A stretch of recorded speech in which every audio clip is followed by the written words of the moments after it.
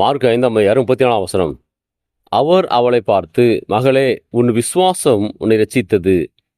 நீ உன் வேதனை நீங்கி சுகமாயிரு, சமாதானத்தோட போ என்றார்.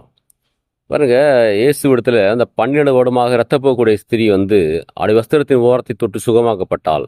இயேசு சொன்னார், உன் விசுவாசம் உன்னை ரட்சித்தது. அவங்க எல்லாம் என்ன நினைச்சாங்க? மற்ற எல்லாருமே, இயேசு நினைச்சா ஒரு மனிதனுக்கு அற்புதம் செய்யலாங்க, அவரால் முடியாத காரியம் ஒன்றும் கிடையாது, அவர் மனசு வச்சா நடக்கும், அவரால் முடியாத காரியம் ஒன்றும் கிடையாது, அவர் நினச்சா செய்யலாம், அவர் நினச்சா செய்யாமல் கூட இருக்கலாம் அப்படின்னு. ஆனால் இயேசு சொல்கிறார் அங்கே உன் விசுவாசம் உன்னை ரட்சித்தது அப்படிங்கிறாரு.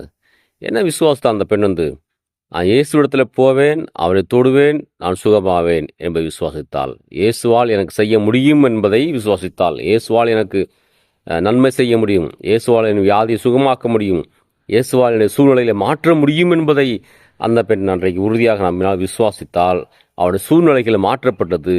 அவருடைய சொல்கிறாரு அந்த பெண்ணிட்ட, உன் வேதனை நீங்கி சுகமாயிரு அப்படிங்க, சமாதானத்தோட போ அப்படிங்க. சமாதானம் இல்லாத ஒரு வாழ்க்கை வாழ்ந்து கொண்டிருந்தால், வியாதியினால், துன்பத்தினால், இப்போ சொல்கிறாரு, நீ சமாதானத்தோட போ, வேதனை நீங்கி சுகமாயிரு, இனிமேல் உனக்கு அந்த வேதனை கிடையாது, இனி வலி கிடையாது, கஷ்டம் கிடையாது அப்படிங்காரு. விசுவாசமே இல்லாமல் நாம் எதையும் பெற்றுக்கொள்ள முடியாத இடத்துல அதனால் வேதம் சொல்லுகிறது, விசுவாசம் இல்லாமல் தேவனுக்கு பிரியமாக இருப்பது கூடாத காரியம். ஆமேன். விசுவாசத்தோடு கூட தேவனிடத்தில் கேட்கிற வேலையில், நம்பிக்கையோடு கூட கேட்கிற வேலையில் கர்த்தர் நம்முடைய விசுவாசத்தை கனம் பண்ணுகிறார். ஆமேன். கர்த்தர் உங்களை ஆசீர்வதிப்பார்.